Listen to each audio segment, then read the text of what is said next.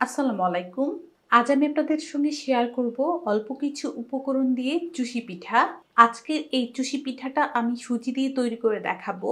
এই পিঠার নাম অনেকেই চুষি পিঠা, সেমাই পিঠা, সোয়াই পিঠা কিংবা চুই পিঠা নামেও চিনেন। যে নামে চিনেন কিংবা ডাকেন না কেন, পিঠাটা খেতে কিন্তু ভীষণ মজা। তাহলে ভিডিওটি শুরু থেকে শেষ পর্যন্ত দেখতে থাকুন। পিঠার ডো তৈরি করার জন্য চুলার মধ্যে আমি একটা ফ্রাই প্যান বসিয়ে দিলাম। আর এই ফ্রাই প্যানের মধ্যে হাফ কাপ পরিমাণ সুজি দিয়ে দিচ্ছি। চুলার আঁচ লোতে করে এই সুজিটাকে কিছুক্ষণ ভেজে নিব। চুলার আঁচ একদম লো করে এই প্যানের মধ্যে কিছুক্ষণ সুজিগুলো ভেজে নিলাম। আর সুজিগুলো ভাজার সময় অবশ্যই চুলার আঁচটা কিন্তু লোতে রাখতে হবে, কোনোভাবে যেন সুজিগুলো না পড়ে যায় সেদিকটা খেয়াল রাখবেন। এখন এখানে দিয়ে দেব 1 কাপ পরিমাণ গরুর দুধ। আপনারা চাইলে ডোটা পানি দিয়েও তৈরি করে নিতে পারেন। আমি এখানে হাফ কাপ সুজির জন্য 1 কাপ পরিমাণ গরুর দুধ দিয়ে দিলাম। স্প্যাচুলাটা দিয়ে ঠিক এভাবে মিশিয়ে নিচ্ছি। সাথে দিয়ে দিব 1/4 চা চামচ পরিমাণ লবণ। লবণটা এই সুজির সাথে মিশিয়ে নিব। আর কিছুক্ষণের মধ্যে দেখুন যে গরুর দুধটা দিয়েছিলাম সেটা কিন্তু অনেকটাই টেনে এসেছে। এখনও কিন্তু পিঠার জন্য ডোটা আমাদের হয় নাই। আমি এটাকে আরও কিছুক্ষণ এভাবেই রান্না করে নিচ্ছি। আরও কিছুক্ষণ চুলার মধ্যে জাল করে নিলাম। আর এই যে দেখুন পিঠার জন্য কিন্তু ডোটা আমাদের রেডি, একদম জড়ো হয়ে গিয়েছে। এখন আমি চুলা থেকে ডোটাকে নামিয়ে একটা বাটির মধ্যে ঠান্ডা হওয়ার জন্য রেখে দিব। পিঠার শিরাটা জাল করার জন্য চুলার মধ্যে আমি একটা প্যান বসিয়ে দিলাম। আর এই প্যানের মধ্যে 4 কাপ পরিমাণ গরুর দুধ দিয়ে দিব। সাথে দিয়ে দিব 3 টুকরো দারচিনি। আর দিয়ে দিব 4টা ছোট এলাচ। গরুর দুধটা বলক আসা পর্যন্ত অপেক্ষা করছি। গরুর দুধটা বলক চলে এসেছে। চুলার আঁচ একদম লো করে এই গরুর দুধটাকে আমি আরও কিছুক্ষণ জাল করে নিচ্ছি। ডোটাকে ঠান্ডা হওয়ার জন্য রেখে দিয়েছিলাম আর এটা কিন্তু ঠান্ডা হয়ে গিয়েছে। এখন আমি হাত দিয়ে এটাকে কিছুক্ষণ এভাবে মথে নিচ্ছি। হাত দিয়ে এটাকে কিছুক্ষণ মথে নিলাম। এখন এই ডো থেকে আমি অল্প করে নিয়ে নিব। বাটিটাকে সাইড করে নিচ্ছি। যে ডোটা নিয়েছি এটাকে ঠিক এভাবে আমি লম্বাটি শেপ করে দিচ্ছি। এই যে একটা ফিতার মতো তৈরি করে নিব। এই যে একটা ফিতার মতো তৈরি করে নিলাম। উপরে কিছু আমি ময়দা ছিটিয়ে দিব। আপনাদের কাছে যদি চালের গুঁড়া থাকে চালের গুঁড়াটাও ছিটিয়ে দিতে পারেন। এখন আমি পিঠাগুলো বানিয়ে দেখাই। ঠিক এখান থেকে এই পরিমাণ নিয়ে হাত দিয়ে এভাবে ডলা দিলে কিন্তু পিঠা হয়ে যাবে।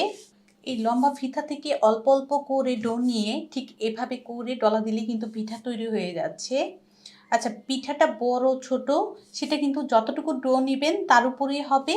যখনই হাত দিয়ে এভাবে ডলা দিবেন তখন একটু বাড়িয়ে নেবেন ডোটা।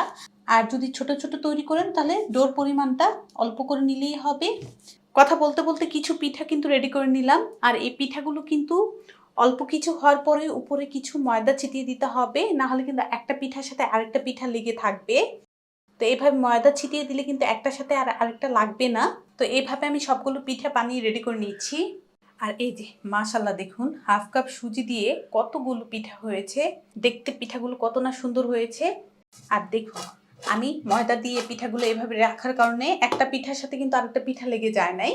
যেহেতু পিঠাগুলো আমি বানিয়ে রেডি করে নিলাম, এখন এগুলোকে রান্না করার জন্য চুলায় চলে যাব। গরুর দুধটাকে কিছুক্ষণ চুলার আঁচ লোতে রেখে জাল করতে বসিয়ে দিয়েছিলাম। আর আমি কিছুক্ষণ এটাকে জাল করে নিলাম। এখন এখানে দিয়ে দিব 1/4 কাপ পরিমাণ কিশমিশ। সাথে দিয়ে দিব 1 টেবিল চামচ পরিমাণ কালো কিশমিশ। আমি 2 রকমের কিশমিশটা দিয়ে তৈরি করছি, আপনারা চাইলে কিন্তু যে কোনো একটা কিশমিশও এখানে দিয়ে দিতে পারেন। দিয়ে দিব 1/4 কাপ ফ্রেশ নারকেল কোরানো।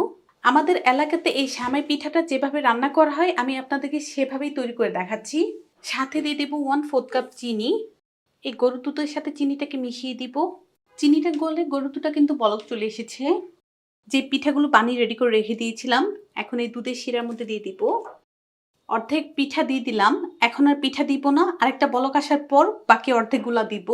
একসাথে দিয়ে দিলে কিন্তু এটা দলা হয়ে যাবে। চুষি পিঠাগুলো দেওয়ার পর দেখুন দুটো কিন্তু বলক চলে এসেছে। সবগুলো পিঠা কিন্তু আমি একসাথে দেই নাই, বাকি যে পিঠাগুলো ছিল এখন আমি দিয়ে দিব। একসাথে দিয়ে দিলে কিন্তু এটা একদম দলা হয়ে যাবে।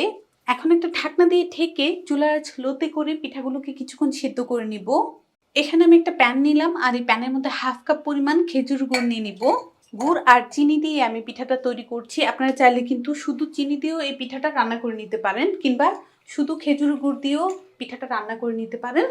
আমি এখানে হাফ কাপ পরিমাণ পানি দিয়ে দিলাম। এখন এই গুড়টাকে আমি গলিয়ে নিব।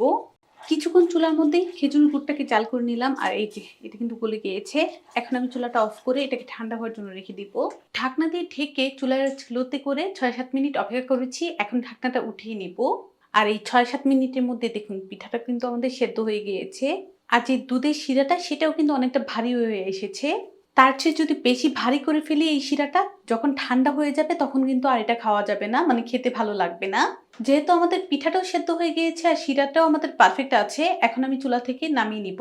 পিঠাটাকে ঠান্ডা হওয়ার জন্য রেখে দিয়েছিলাম আর এটা কিন্তু পুরোপুরিভাবে ঠান্ডা হয় নাই। তো এখন যেটা করব, ওই যে খেজুর গুড়টাকে গলিয়ে রেখে দিয়েছিলাম, এই গুড়টা দিয়ে দিব। আর এই খেজুরের গুড়ের যে শিরাটা সেটা কিন্তু একদমই ঠান্ডা। এভাবে যদি পিঠার মধ্যে খেজুরের গুড় দেন তাহলে কি হবে, পিঠার শিরাটা কিন্তু ছানা কেটে দিবে না।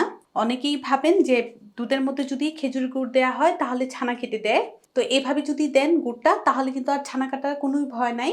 স্প্যাচুলার সাহায্যে গুড়টাকে মিশিয়ে নিব। আর অতিরিক্ত যদি এই পিঠাগুলো সেদ্ধ করেন তাহলে কি হবে, শিরাটা কিন্তু একদম থকথকে হয়ে যাবে, তখন কিন্তু আর পিঠাটা খেতে ভালো লাগবে না।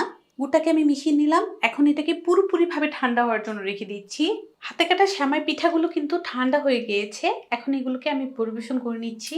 ফ্রিজে নরমালে রেখে যদি এটাকে ঠান্ডা ঠান্ডা পরিবেশন করা হয় তাহলে কিন্তু খেতে আরও বেশি ভালো লাগবে। আশা করছি আমার এই হাতে কাটা সেমাই কিংবা চুষি পিঠার রেসিপি আপনাদের ভালো লেগেছে। ভালো লাগলে অবশ্যই একটা লাইক দিবেন, চ্যানেলটাকে সাবস্ক্রাইব করবেন, কমেন্টসে লিখবেন। সবাই ভালো থাকবেন, সুস্থ থাকবেন, আমার জন্য দোয়া করবেন। আল্লাহ হাফেজ।